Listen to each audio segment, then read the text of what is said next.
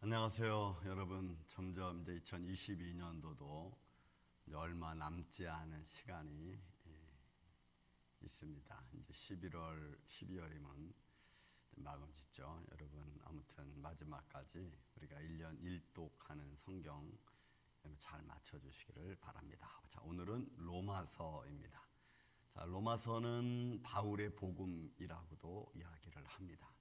그리고 이 로마서가 쓰여진 과정을 보면은 바울이 3차 전도 여행을 마치고 그리고 고린도와 또 마케도냐 또 아가야에서 예루살렘의 구제를 위해서 가는 도중 잠깐 고린도 교회에 머물렀다가 그런 있는 중에 아마 이 로마서를 쓴 것으로 역사는 기록을 하고 있습니다. 그래서 이 로마서의 기록은 잠깐 머물면서 어떻게 보면은 복음서에서 나타나지 않은 어떤 복음의 핵심과 교리, 그 다음에 이신득의에 대한 아주 명확한 그 실천적인 것과 교리적인 것이 같이 동반되어서 나오는 아주 굉장히 중요한 그런 서신서 중에 하나가 이 로마서입니다.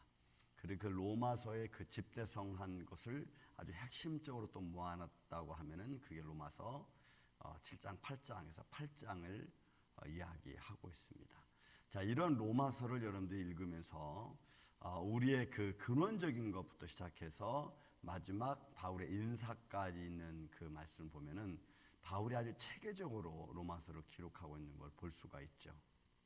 그 중에 우리가 본다면은 그 하나님의 계시가 자기한테 임한 것, 또 내가 이렇게 쓰고 있는 것은 하나님이 내게 알려준 말씀, 계시로 말미암아 내가 너희한테 이 말씀을 쓴다라고 하면서 그 1장부터 시작되어지는 바울의 그 말씀을 그 체계를 우리가 복음서를 볼 수가 있습니다. 만물을 창조하신 그리고 만물을 창조하신 그 하나님이 또 만물이 어떻게 또 타락되어졌는지 그 타락되어진 속에서 인간의 죄가 어떤 영향을 미쳤는지 여기서 1장, 2장을 중심으로 해서 3장, 4장, 5장까지 보면은 율법에 관해서 또 구약의 율법의 모양이 어떤 모습으로 했고 그 믿음의 관계성은 어떤 것인가를 아주 체계적으로 잘 설명하고 있습니다. 그래서 1장, 2장을 보면은 창조와 그 창조 안에 들어온 죄로 말미암아 인간의 타락이 죄의 영향이 어디까지 미쳤는가, 그리고 그를 구원하시기 위한 예수 그리스도 오심, 이것이 아주 체계적으로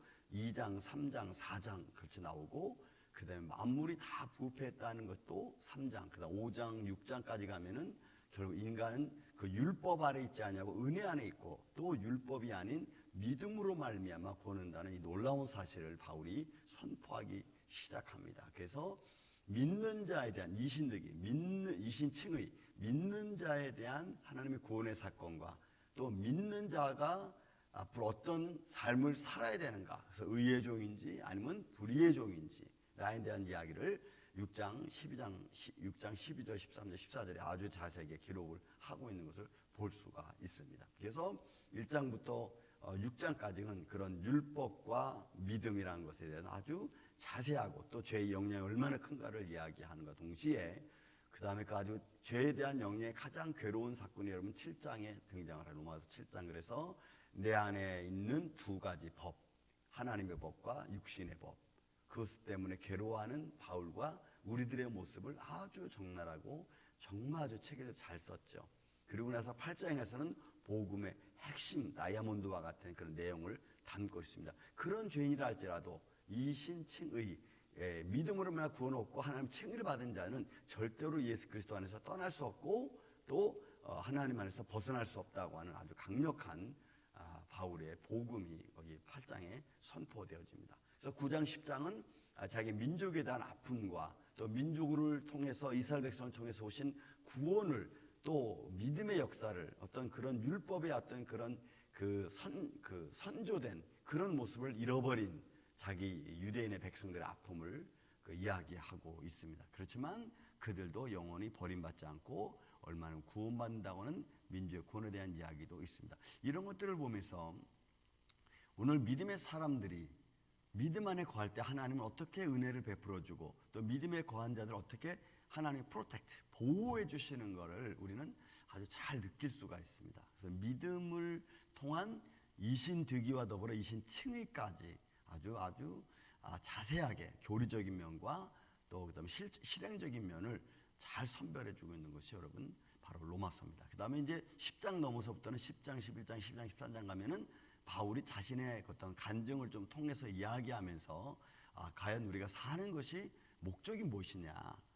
그 바울은 이제 13장, 14장에서 아주 절정에 이르죠. 내가 살아도 주를 향하여, 죽어도 주를 향하여, 먹어도 주를 향하여, 먹지 않아도 주를 향하여. 이런 그 삶의 전부가 예수 그리스도의 중심된 삶인 것을 바울이 로마서 통해서 보여주고 있습니다. 그래서 로마서 전체는 구약과 신약의 어떤 그 관점, 율법이냐, 믿음이냐, 은혜냐, 뭐 이런 것에 관한 이야기를 아주 적나라하게 이야기하고, 죄의 영향이 얼마나 크게 역사했는가. 그렇지만 그 죄의 영보다도 큰 것은 하나의 은혜고 또 믿음이라는 것을 대신 또 반문해주고 있고 또 선포해주고 있고, 그러므로 해서 우리의 삶의 목적이 하나님의 모든 것, 영광을 위해서 모든 것을 놓고 우리가 살아간다고 하는 그런 말씀으로 이렇게 진전되어지는 것을 볼 수가 있습니다. 그래서 여러분 이 로마서를 읽으시면서 한번 우리가 가지고 있는 믿음의 영향이 얼마나 큰 것이고, 또 우리는 하나님의 은혜와 믿음 안에서는 구원받을 수 없는 존재라는 것을 또 깨닫고, 또 그 안에서 우리가 이제는 어떻게 살 것인가, 무엇을 위해 살 것인가를 한번 잘 정리해가는 귀한 로마서 서신이 되기를 저는 주의 이름으로 축원을 드립니다. 여러분들 이런 믿음 안에서 아주 재밌는 로마서의 말씀을 읽으시길 바랍니다. 감사합니다.